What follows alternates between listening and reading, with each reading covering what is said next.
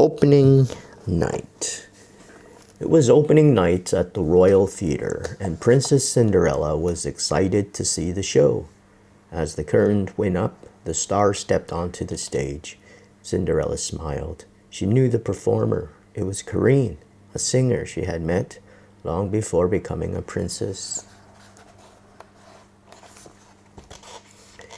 Years before, Cinderella's stepmother, Lady Tremaine, had hosted a gathering at her chateau where girls could learn how to play an instrument and take singing lessons.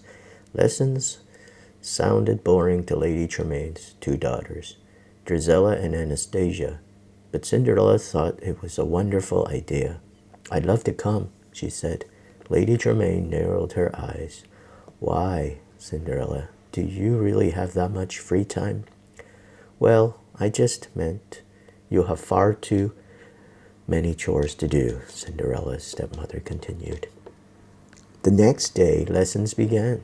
Cinderella slipped away from her chores to peek in. One girl standing off to the side caught her attention. She had the sweetest voice Cinderella had ever heard. Her name was Corinne. Anastasia and Drizella were immediately jealous of Corinne's talent. "You're not special," hissed Drizella. "Your voice is so quiet, no one can even hear you." "Which is a good thing, since you sound like a goose," mocked Anastasia.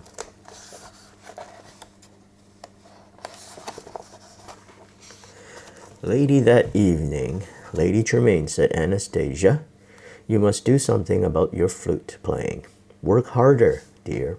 "It's not my fault," replied Anastasia. "I always play the right notes, but my flute plays something else. I think it's broken." "I see," said Lady Tremaine. "I'll have Cinderella pick up a new one for you." But at the music shop the next morning, the shopkeeper couldn't find anything wrong with Anastasia's flute. "Even so, Anastasia wants a new one," Cinderella explained. A man handed Cinderella a new flute and asked what she planned to do with the old one. "I don't think anyone will mind if I keep it," she answered. Cinderella had hoped to learn how to play the flute. She wanted to make music for her animal friends. On her way home, Cinderella saw Corinne. "You sing beautifully," Cinderella said. "Do you really think so?" asked Corinne. Anastasia said I sounded like a goose." "That's not true," Cinderella exclaimed. "Your voice is as sweet as a songbird's." "I have an idea." It was time for Corinne to see for herself how good she was. First, Cinderella had Corinne sing for the shopkeeper at the music store. Corinne, feeling a little shy, sang softly for him. "Charming," said the shopkeeper. The two friends then went to the bakery. This time, Corinne sang more confidently. The baker clapped, sending up clouds of flour dust. At the perfumery, Corinne's voice was strong and full of energy. "Superb," cooed the patron. "You're so very talented." Corinne was delighted. At the next lesson, Lady Tremaine announced that Madame Lavoie, a famous opera singer, would be coming the next day. She'd be selecting one student to study with her. It was a chance of a lifetime. "I'll be right by your side for the audition," Cinderella told Corinne. "Just be yourself. Remember, your voice is as sweet as a songbird's."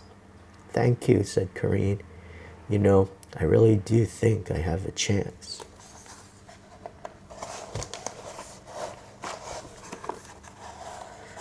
That night, as Cinderella was practicing her flute, her stepsisters and Lady Tremaine barged into her room. "That's my flute," shouted Anastasia. "Give it back." "You have no talent," Drizella scoffed. Lady Tremaine was furious. "You can't be trusted, Cinderella. You are forbidden from being anywhere near the salon tomorrow. I want you to be outdoors gathering firewood." "But I've already collected enough for winter," said Cinderella. "Then you will gather enough for 2 winters. When Corinne arrived at the salon the next day, she missed Cinderella. "You can't sing," sneered Drizella. as Anastasia crackled. When it was Corinne's turn to audition for Madame Louvois, she opened her mouth to sing, but nothing came out. In the meantime, Cinderella's friends had been working with her since dawn to collect firewood. As soon as they finished, Cinderella ran inside, hoping to be in time for the audition. She arrived just as Drizella and Anastasia were warbling their way through an off-key duet. It was dreadful. Madame Louvois headed for her carriage. She hadn't found anyone who could be her student. Corinne told Cinderella what had happened. "It's not too late," Cinderella said. "If you believe in yourself, you can do anything." Corinne gave Cinderella a hug. "I think I'm ready to sing now." Cinderella called out to the opera star, "Madame Louvois, if you please. Corinne would like to sing for you," she said. Corinne stood right in front of Madame Louvois and sang in a voice that was as sweet as a songbird's.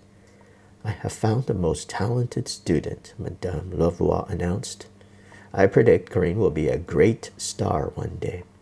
Everyone applauded, except Drizella and Anastasia. That night, Gus and Jack brought Cinderella a surprise.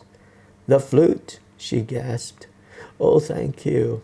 Cinderella promised she would practice as much as possible so she could play a song for all her friends. Back at the theater, Princess Cinderella hugged Corinne after the show. "Your voice is as sweet as ever," she said. "You had the whole audience under your spell." "Thank you," Corinne said. "I couldn't have done it without you, Princess." Suddenly, a young performer ran up to Corinne. "I did it," she said. "I sang out loud." "I heard you," said Corinne. "Your voice was as sweet as a songbird's." Princess Cinderella couldn't help smiling.